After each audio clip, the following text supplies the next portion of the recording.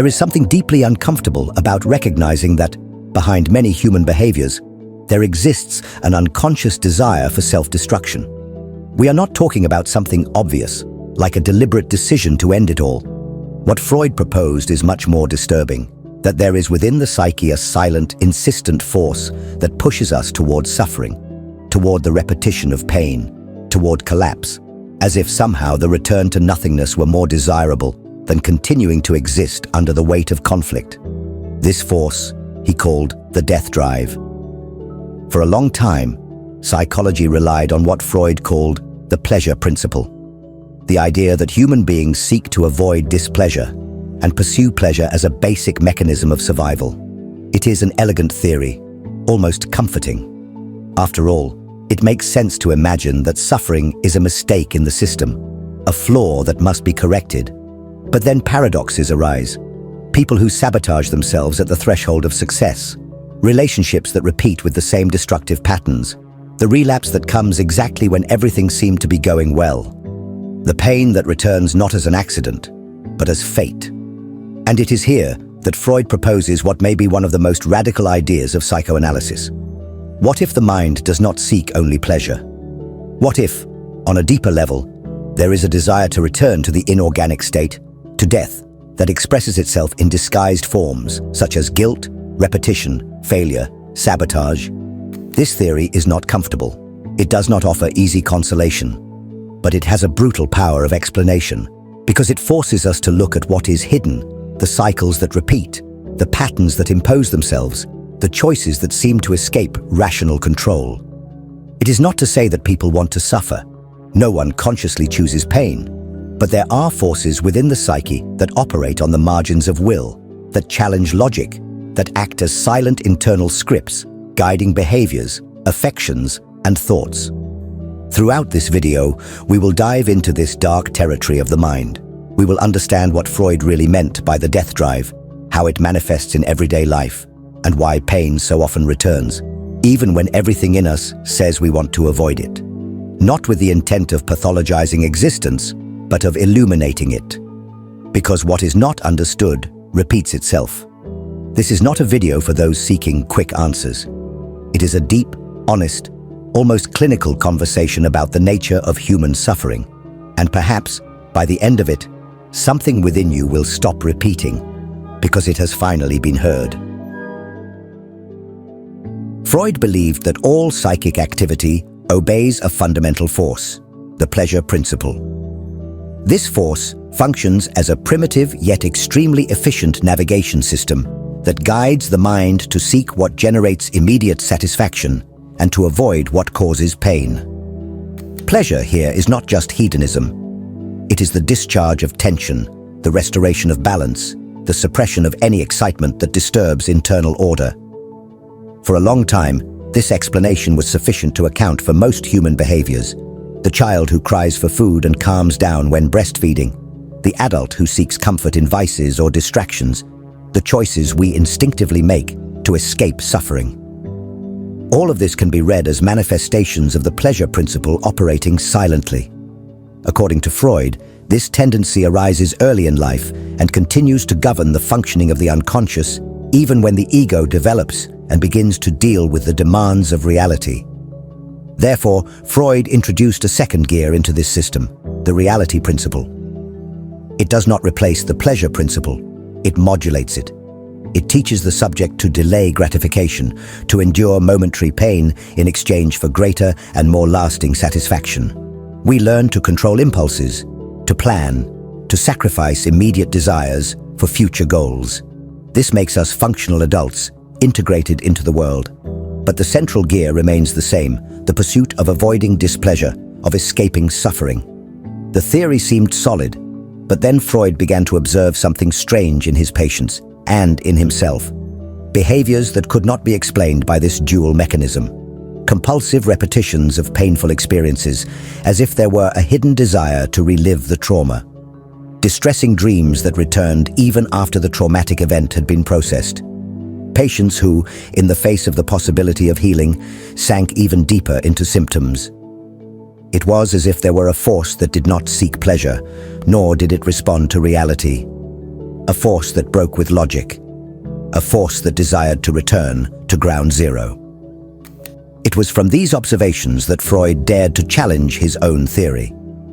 He recognized that something did not add up in the equation. Human beings, at certain moments, seem to act against their own preservation, against their well-being, against pleasure itself. This required a new hypothesis, one that went beyond pleasure, beyond reason, beyond self-preservation, and thus was born the most unsettling concept of psychoanalysis. A concept that does not settle on the surface, that does not offer comfort, but sheds light on the darkest areas of the mind. A silent, deep force that acts not to save, but to disintegrate. In the next section, we will descend another step into the unconscious and discover what Freud called the death drive, and why it is present, even, and perhaps especially, when everything seems to be going well. If this content is making sense to you, click the subscribe button and subscribe to the channel. Thank you for your support. For years, Freud held firm to the idea that the human mind operated within a field of forces balancing pleasure and reality. But there was something that didn't fit. There was a gap, a crack in the model. An insistent repetition of suffering that served no adaptive purpose, no rational function, and that also did not dissolve over time. He observed patients who seemed to relive traumatic experiences as if they were trapped in an invisible script. There was no pleasure in it, no gain, just repetition, pain, regression, and more pain. It was by analyzing these patterns that Freud proposed an idea that challenged everything he had built up to that point. The existence of a drive that does not seek pleasure, that does not aim for life, but for dissolution. A force that acts silently and autonomously, pushing the psyche toward inertia, toward final discharge, toward a return to the inorganic state. He called this force Todestrieb, the death drive. But what does this mean in practice? It means that not everything we do aims to preserve us, that there is something in us that does not just want to live, but also to annihilate, a desire to cease, to stop, to return to the state prior to life. This impulse manifests indirectly through self-sabotaging behaviors, through addictions that bring no real pleasure, through choices that condemn us to repeat destructive patterns. These are actions that defy the logic of well-being and reveal that there is something deeper than the desire to live, the desire to end. The death drive does not appear as a conscious intention. It infiltrates everyday acts, in the tendency to remain in relationships that hurt, in the impulse to destroy something at the moment it is about to succeed, in the compulsion to repeat what has hurt us the most, as if only by reliving the pain could we finally master it. But control never comes. Only the cycle, the repetition, the fall. It is a drive that works against the ego, against cohesion, against the organization of psychic life. Freud observed this in soldiers returning from war who repeatedly dreamed of scenes of terror. He saw it in children who played at losing beloved objects, reenacting abandonment. And he saw it in patients who seemed to sabotage any possibility of improvement. Why would someone voluntarily relive what traumatized them the most? Because it is not voluntary. It is unconscious. And for that reason, powerful. The idea of the death drive is one of the most rejected in psychoanalysis to this day. It is too uncomfortable. It dismantles any romantic view of humans as organisms seeking to grow, evolve, and fulfill themselves. But perhaps it is precisely for this reason that it carries so much truth. Because it looks at what other discourses avoid. Because it refuses to ignore the abyss that exists within each person. But this force does not act alone. It finds very specific ways to manifest. And one of the most enigmatic is the phenomenon of repetition. We repeat trauma. We repeat pain. We repeat what we swore we would never allow again. And it is exactly this that we will explore in the next part. Why the mind repeats what hurts the most, and what this repetition reveals about the depths of the unconscious. At first glance, repeating an experience that caused suffering seems like a mistake, a failure in the system, a kind of emotional short circuit. But in the Freudian view, repetition is not a defect. It is a function. The unconscious, unlike the rational mind, does not operate on linear logic. It does not learn over time. It does not evolve with lessons. It repeats. And it repeats because it is trying to say something. It is trying to elaborate, master, reorganize an experience that has not been processed. But the language of the unconscious is not made of words. It is made of acts. Freud called this the compulsion to repeat, a deep mechanism that leads the subject to reenact, time and again, the same conflicts, the same pains, the same failures, as if something within them were trying to solve an unsolvable riddle. We repeat not because we want to suffer, but because the mind, paralyzed in the face of trauma, tries unconsciously to rewrite it. It is an internal theater where the play never ends, where the roles are always the same and the outcome invariably tragic. It is as if the psyche were saying, "This time I will understand. This time I will control. This time I will not be destroyed." But it cannot, because the trauma that originated the scene is outside of time. It is crystallized, frozen in the unconscious structure, and as long as it is not brought to consciousness, it will continue to demand its repetition, like a ghost that insists on being seen. This pattern can manifest in many ways. People who repeatedly enter abusive relationships, even being aware of it, who choose partners with the same destructive characteristics, as if they were unconsciously reliving childhood dynamics with parental figures, or individuals who abandon projects the moment they start to succeed, as if success triggered an internal alarm of threat. Freud saw this in his patients and named the process repetition as an attempt to tame the untamable. Moreover, he noted that this repetition has something self-punitive about it, as if there were unconscious guilt for wanting too much, for failing, for desiring the forbidden. The death drive, then, intertwines with guilt. The mind punishes itself.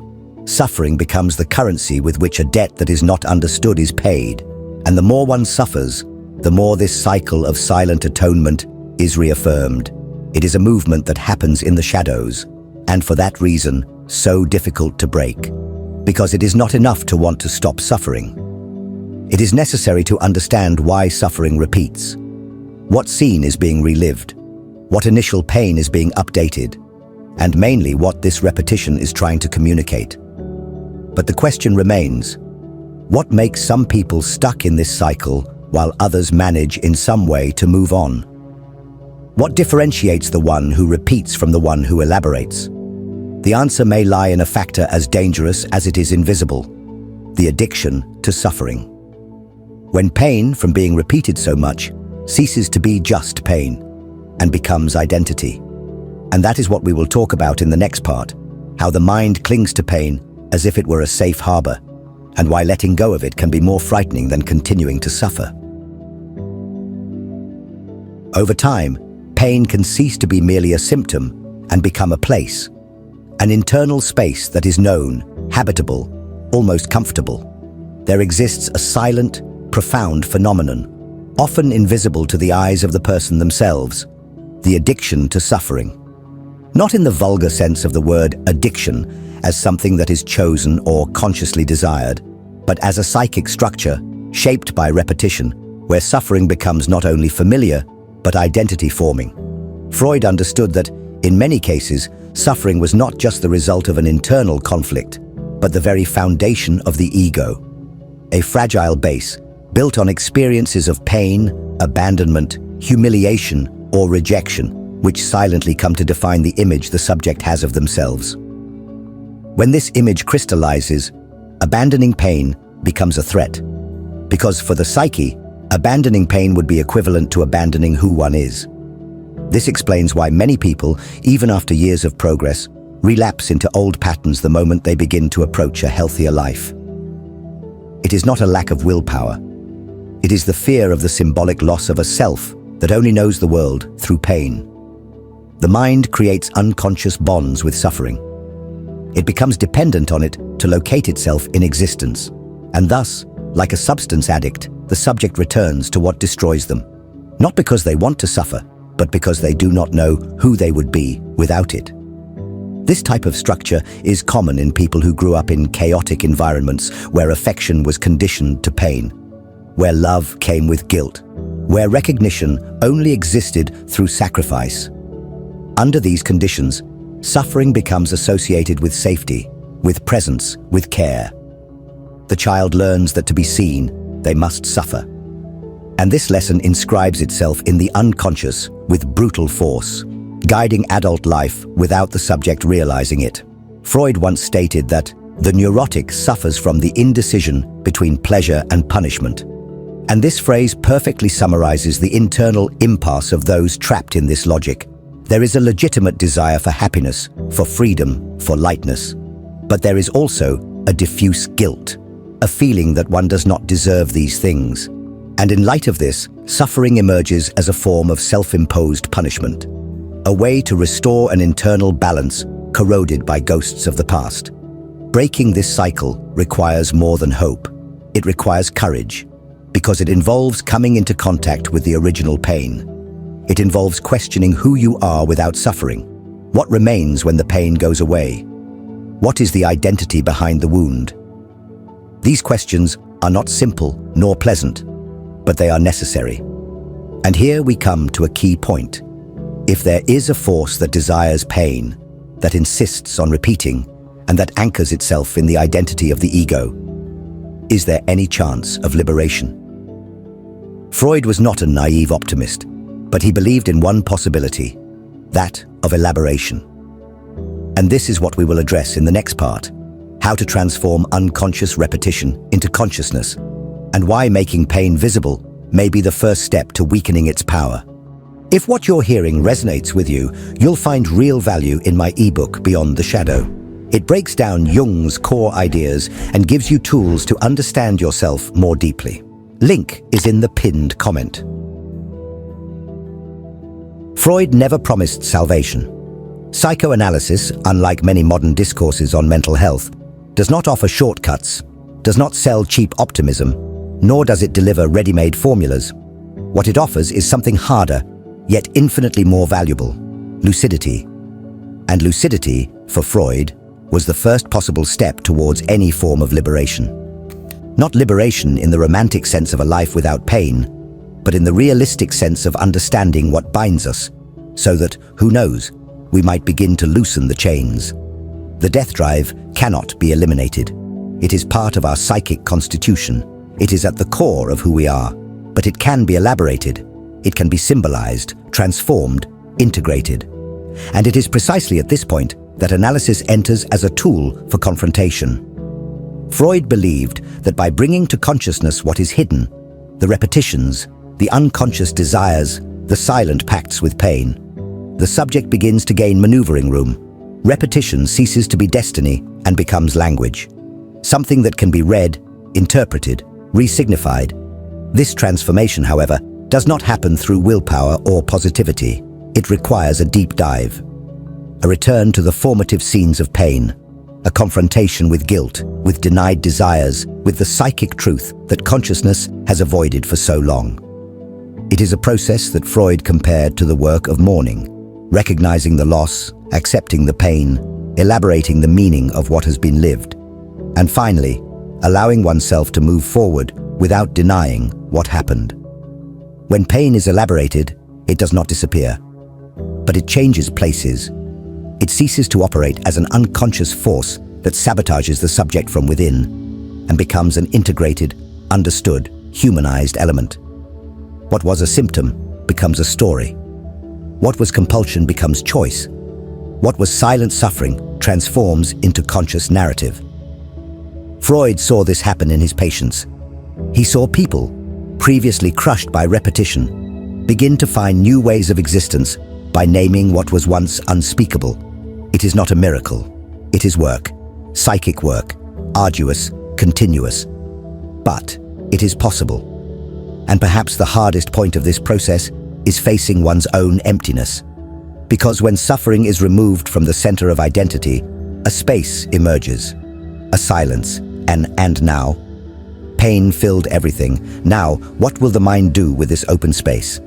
It is at this moment that many people return to pain, because emptiness is scarier than known pain. The absence of suffering can seem a greater threat than its presence. But it is also in this emptiness that freedom begins.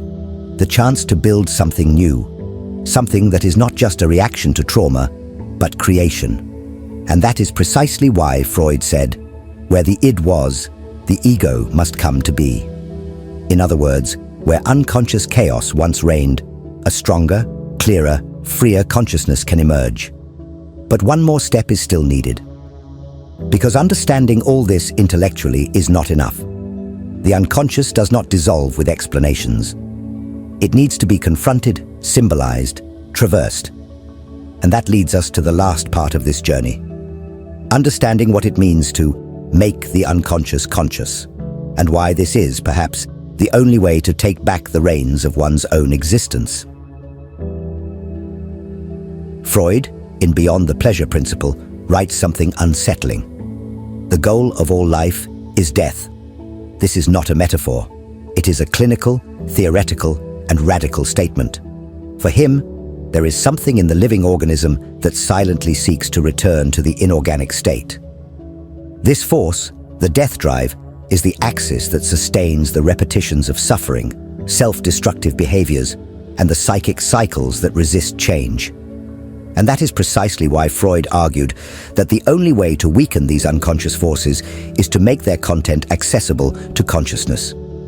But this does not happen through positive thinking, nor through attempts to ignore pain. The unconscious does not respond to willpower. It responds to work.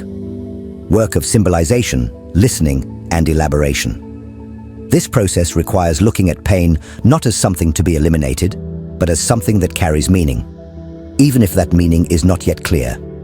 When you repeat, it is not out of weakness. It is because your mind is enacting something it has not been able to elaborate. Pain becomes a code, and deciphering it is what allows the transformation of compulsion into consciousness. It is at this point that something begins to change, not from the outside in, but from the inside out.